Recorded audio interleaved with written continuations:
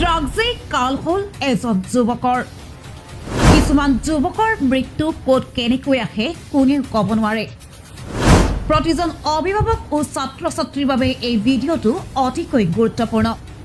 বেমাৰ আজাৰ নথকা যুৱক খন্তেকতে চিৰবিদায় ল'লে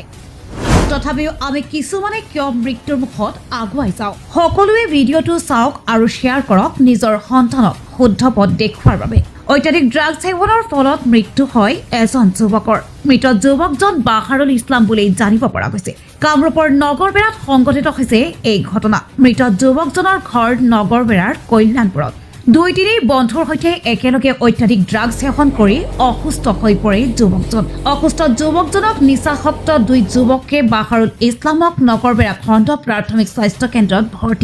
ভৰ্তি কৰোৱাৰ কিছু সময় পাছতে যুৱকজনৰ অৱস্থা অধিক সংকটজনক হোৱাত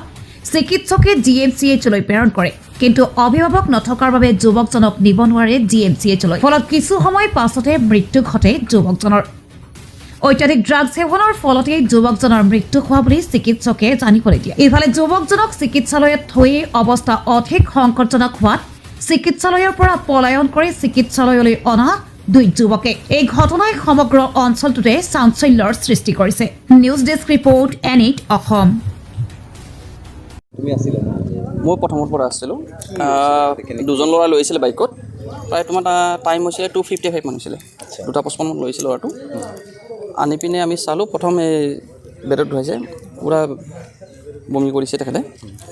তো তাৰ পৰা আমাৰ ছাৰ আছিলে মেডিকেলৰ তেখেতে যিখিনি ট্ৰিটমেণ্ট কৰিলে কৰাৰ পিছত প্ৰায় 3টা ড'জত তেখেত খতমেই হ'ল মানে অভাৰ এডিক্টেড হৈছিল ড'জটো অভাৰ হৈছিলে GMC ৰেফাৰ কৰিছিল তাৰ যিহেতু মোৰ আগতে চিনাকি আছিলে বাগমাৰাত কল্যাণপুৰ বাগমাৰাত তো দুজনমান মই ফোনো কৰিছিলোঁ গাৰ্জেন বিচাৰিছিলোঁ কিন্তু টাইমত গাৰ্জেন আহি নাপালে সিহঁতৰ সৰু ভাইকজন আহিছিলে কিন্তু চাই পিনি সিহঁতে আৰু উভতি গ'ল তাৰ সতীৰ্থ হয়তো একেলগে হয়তো ড্ৰাগছ লোৱা ব্যক্তি আহিছিল 3জনমান সিহঁতে আহি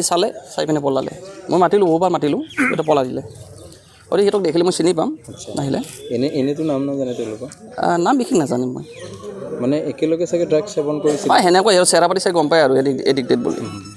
তেওঁলোকে মানে মৃত্যুৰ খবৰ শুনাৰ লগে লগে ইয়াৰ পৰা গ'ল নাই যেতিয়া পেচেণ্টটো জিন্দা আছিলে তেতিয়া আহি পাইছিলোঁ মই তেতিয়া কৈছোঁ GMC ৰেফাৰ কৰিছে গাৰ্জেনক ইনফৰ্ম কৰা সিহঁতে পটাপট বাইক লৈ পলালে হয়তো টাইমত আহি পালে যদি গাৰ্জেন আহি পালে বাচিলে হয় ল'ৰাটো মৃত্যুৰ কাৰণটো আচলতে এডিক্টেড অভাৰড'জ হেৰি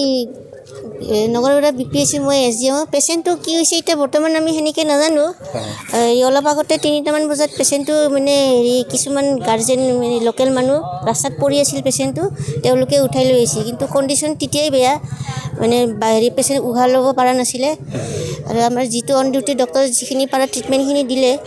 কিন্তু বেলেগ বিশেষ সেনেকুৱা ইমান এটা এতিয়া গোটেইখিনি পৰীক্ষা পাতি কৰিব পৰা গ'লেহে আমি গম পালোঁ কি হৈছিলে গতিকে সেনেকুৱাখিনিতো পৰীক্ষা কৰা নহ'লেই ড্ৰাগছ লোৱা আছিলে নেকি সেইটো এতিয়া মানে অলপ ছাছপেক্ট কৰা গৈছে কিন্তু এতিয়া বিশেষটো সেনেকৈ হেৰি কৰিব নোৱাৰোঁ বস্তুখিনি পৰীক্ষা পাতি যিহেতু নহ'লে সেইটো কাৰণে তেওঁলোক নাই তেওঁলোকে লগৰ ল'ৰা কিছুমান মানে ৰাস্তাত হেৰি পাই কিনে উঠাইলে তেওঁলোক গৈছে মানে তেওঁলোকৰ এডিক্টেড মানে ড্ৰাগছ খোৱা আছিল নেকি বা আপোনালোকে তেনেকুৱা কিবা পাইছে নেকি